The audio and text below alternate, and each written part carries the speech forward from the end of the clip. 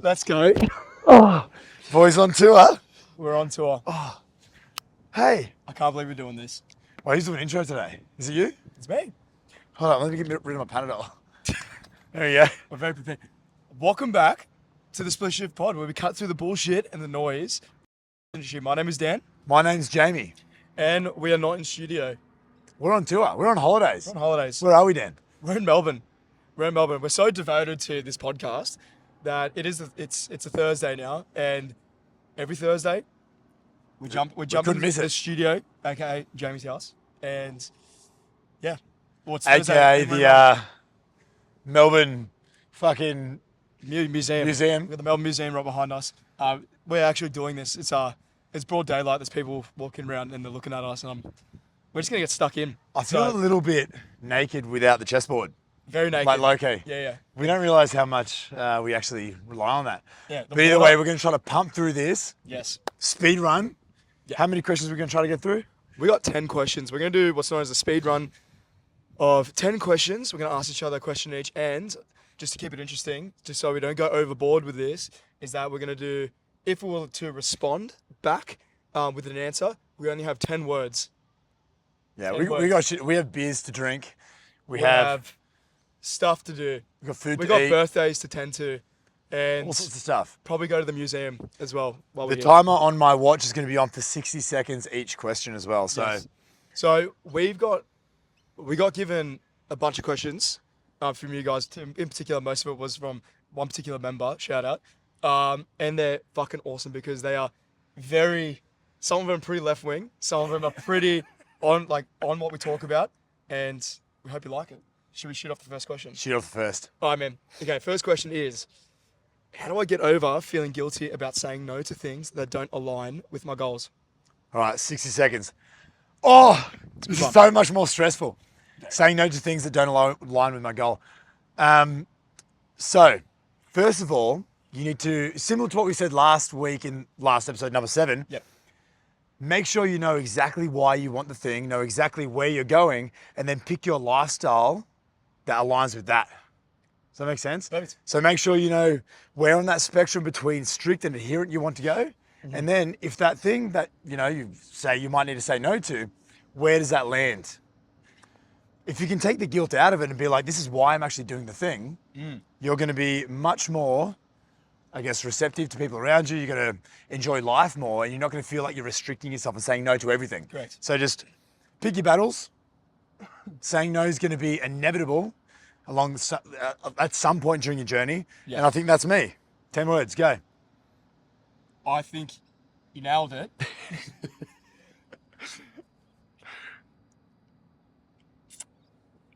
This is so much harder than it seems. Shit. Focus on why. Why good? Why good? Why good? I think the 10 words are going to take longer than the 60 seconds that the other person It's had. actually a lot harder than I thought. All right, number 2. Go on. What are your thoughts on cheat days / meals? Oh, Oh, you got to stop watching. Nice. 3, Nice. 2, 1. They don't exist. Personally, in my eyes, they definitely don't exist. I think cheat meals or cheat days is definitely just a way to excuse yourself from breaking a unrealistic diet, because ultimately that is also it's a toxic way of how we view food. If it was I'm just gonna have a cheat meal, and personally what I talk about with a lot of my clients is that take that vocab out. Food is food. Food is fuel, but also there is hyperpalatable foods. There's food that tastes really good. There's more nutritious foods that's really good. There's less nutritious foods and all that stuff. When we brand something as just like a cheat meal, it separates, kind of makes it more like a good food versus bad food again. So we want to just treat it as just this is food. And it takes a lot of pressure. It takes a novelty away from those things as well. But you also get to enjoy it more, but with more freedom. And we got 4 seconds, and that's my answer right there. 10 words. Okay, 10 words. Let's go. For fat loss, there is no good, bad calorie balance. Nice. Fuck, that's actually really hard. Yeah, that's good. That was good, but Yeah. I think we nailed it. Okay. Next question. All right. Fuck, this is a good one. What's the best gym fitness advice you've ever received? Best gym fitness advice I've ever received. That's really fucking hard. All right. 3, 2, 1, go. Best gym fitness advice I've ever received. I don't know if I've really received a lot of advice per se.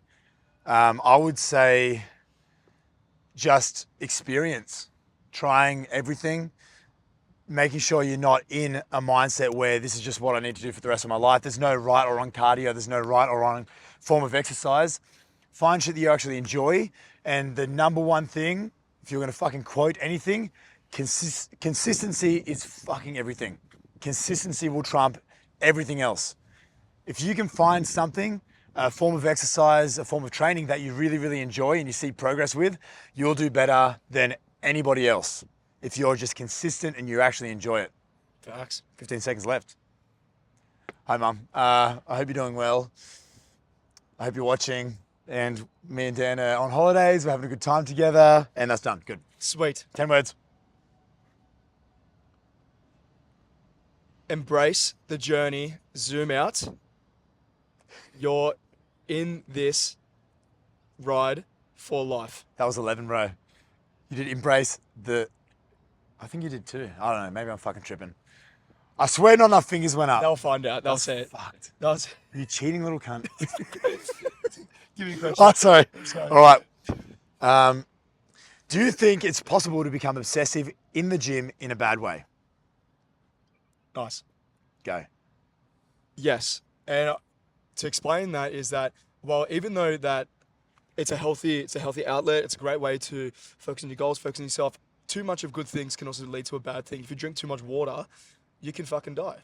If you do too much of anything that's good, it can actually start to shift the scales a little bit too much to the other side, where it becomes destructive, such as obsession, and that can turn into a lot more negative. You get what's known as a diminishing return, so you get less and less return, less benefits, and it's something we've got to be mindful of that. I think we've got to be very careful of, everyone's looking, we've got to be careful of how you structure your lifestyle around health and fitness, and not not necessarily doing it for the wrong reasons, but be mindful of why you're doing it for sure, and be mindful of if you're doing it for the wrong reasons, you've got to pull yourself out of that.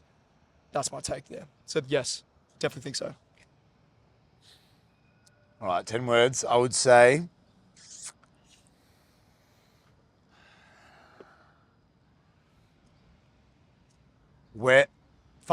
what are your values? Design your life around that. Bitch. I was like, just put 9, because I got the 11. Yeah. Balance it Even it out. up. But yeah, design your life around your values. So if you're going hard on something, you want to get a bit more obsessive in the gym. Oh, well, no, do this. Go. Sorry. No, I think it's good. Anyway, It's very stressful. We just had espresso martinis for breakfast, by the way. Yeah. Health. Just then. Health as well. Very good. Fuck. Very good. I'm getting flustered today. Next question. What do you do when you're questioning your why, and what if it isn't strong enough anymore? Fuck. 60 seconds. I feel like everything I'm saying today comes back to values. Your values are going to shift day to day, week to week, month to month, and definitely year to year, depending on where you're at in life. So assuming that you have the same why that you did last year is going to be a mistake. Realign that shit often, frequently. Keep coming back to where you are in life. What are your values currently? Are you prioritizing work at the moment? Is that your top value? Are you trying to progress your career? Are you trying to progress yourself in family life? Are you trying to show up better for your family, for your parents, for your kids, for friends, whatever? Constantly delve back into why you actually want to do the thing. Because I feel like a lot of people start with a good why, like essentially what their question is. They might start with a really compelling why, and then, after a few months or a couple of years, they forget why they actually care, So definitely realign, make sure that you know exactly where you're going and why you're doing it frequently, depending on where you're at in life. Go. That was exactly a minute.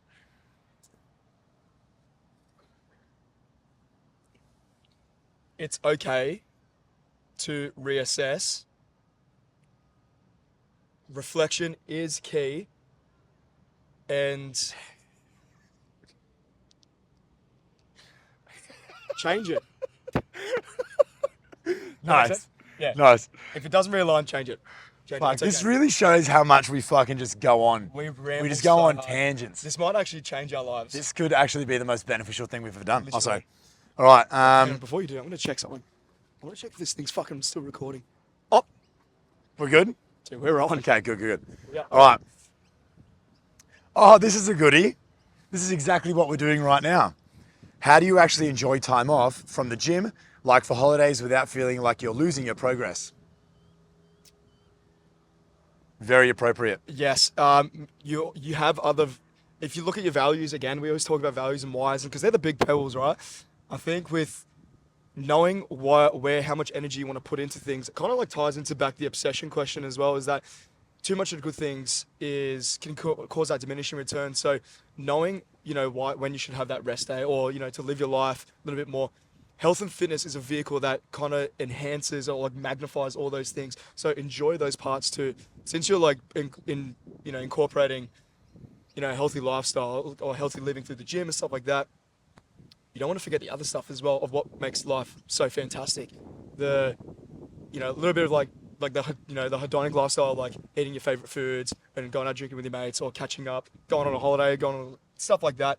This is all what life's have to offer. It gets magnified when you're aligned with your values, stuff like that. So don't lose sight of that. That's my 1 minute right there. All right. 10 words. 10 words. Hi. Hi. Morning. That is not coming out of my 10 words. Hi, morning. All right, so the 10 words are definitely going to take longer than the fucking minute. Yep. Sure. 10 words. There's no point looking good just for the gym, bitch. That's true. That's a fact. Do you know what I mean? That's a fact. You're looking good to get out and live your life. Live your life confidence. Yeah. Wear that bikini. Go topless at the beach. 100%. Talk about guys. Yeah. Sexist. Sexist? 6-pack. Yeah. And girls. Yeah. Topless at the Do whatever you want. Anyway. 2024. I have a question for you. Okay. Okay. Do you think rest days where you don't do anything, not even active rest, are needed? Like fully be a couch potato? 60 seconds. My answer, no. I don't think you need to be a couch potato. You can, if you want to, that's totally fine. Being a couch potato is not going to necessarily negatively affect your results, but I don't think you fucking need it. Like, I can't remember the last time I laid on a couch for a full day unless I was ridiculously sick. But I just don't enjoy that. I actually like getting outside and using the things that I've been training for. I've been training all week so I can have a body where I have a lot of energy, I feel good, I feel healthy. I want to go use that on my rest days. But, there's nothing wrong with sitting around watching fucking Netflix all day. Like, that's okay. But I would not, if you had a 5-day week, of training and exercise and you had 2 days off, I wouldn't spend one of those fucking laying on a couch. But if you want to, go for it. If you want to play video games, go for it. But fucking just get on a bike. Go do something cool. Done. 10 words. You can if you like to.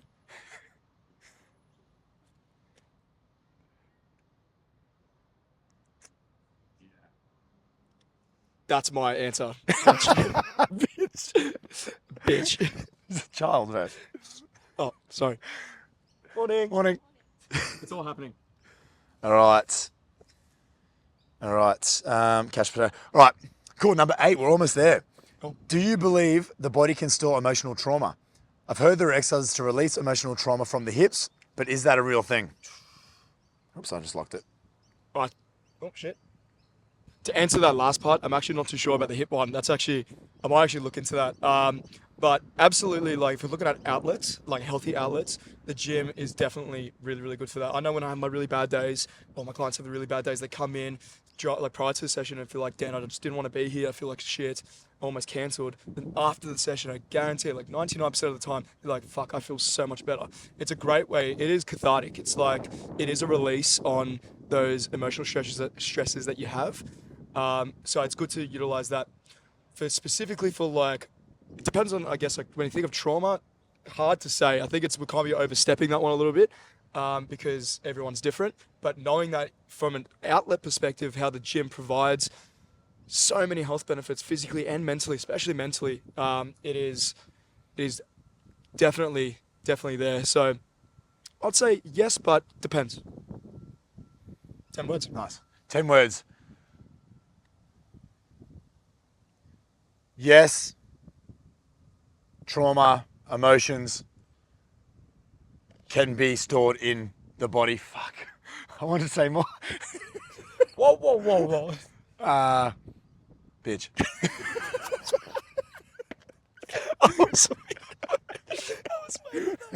Oh, dude. Next question. Let's go. Okay, this is a good one. Man, he's mad. Next glass of water. Where's my glass of water? Where's my fucking oxy shred? Oh, fuck, dude. I'm so parched right now. I'm borderline about to have a testy pop, I reckon. Do you think weight loss by medication or surgery is cheating? Cheating. Time is on. I don't think there's really any right or wrong way to do anything. I think everybody's different and everybody wants to do their own thing. I do think that without dealing with the fundamental habits that got you there in the first place, you're going to struggle for life. So if you're medicating or if you're, having a surgery or if you're doing something that, is literally a quick fix, right? It's taking you to the end point faster, unless there is some underlying health issues that need to be, medicated, or we don't usually have flies in the Split Shift pod fucking studio. So in answer, I do not think it's cheating, but I do think you're doing if you do not first focus on the fundamentals that got you there in the first place, you're doing yourself a massive disservice and you're going to struggle long term. Done. 10 words. If your life at risk, it's not cheating, it's necessary. That was exactly 10. That was exactly 10. Nice. Hell nice. Okay. We actually have 11 questions, but you can pick one of those. And it's our last one. The last one? You can pick one of those too. Okay. How do I tell if a trainer is just in it for the money or if they actually care about me? Such a good question. It is, I know it's going to sound very cliche. They're in it for the money. It is a vibe thing. It is definitely a vibe thing. Like it is, your gut feeling. Like there are especially like there's so many trainers out there, but in my opinion, there's not many good trainers out there. People that, if you want to know, the average PT career life is 6 months. We got 16 years under our belt. So we love this, but how can you tell if they align with you for starters? If they truly give a fuck about you, they delve deep into your goals. It's not that surface level shit, and they are extremely attentive in your needs, in asking questions, and actually just wanting to see you succeed. I think they're the biggest ones. When it comes to the financial side of things, personally, I think like if they're trying to keep you roped in for like, for X reasons, whatever, just to keep the debit going, then probably is. And that is my minute there, so I'm going to finish on that, I guess. If they're can in it be one word? If they're in it, for the money, they likely won't last. It's fact. It's a fact. Boom! That's it. That's a 10 questions. Welcome to Melbourne. Yeah. Welcome to the Split Shift Pod, Melbourne edition. Where dreams are believed and achieved. Especially at Melbourne Museum. Yeah. So we're going to leave it at that. That was good. That was a good test for us because we like to ramble for sure. And I think we did good. Did okay. It was actually really hard at the start. That was fucking hard, but then it actually got easier. We got a bit of a roll. So yeah, happy days. Thanks for coming. I hope you guys enjoyed watching us on holidays. This special edition. Special edition of the Split Shift Pod. Yep. And, I feel so fucking parched. Like I literally can barely open my lips. My mouth is fucking dry. And it's windy as well. Windy, and the audio could be fucked. I'm not gonna lie. This is my first rodeo filming outside for stuff like this. So I feel like I'm gonna be on like, what's it called? Influencers in the wild on Instagram. Yeah, I feel like there's people gonna be like recording from the back there, and there's like little do they know we have 100 followers. So it doesn't matter anyway. I'll become an influencer. We're committed to the cause, all right? We actually enjoy this shit. Hell yeah. Anyway, I've been looking forward to this. this is the Split Shift Pod, Thank you for coming. and we'll see you next week. Love you.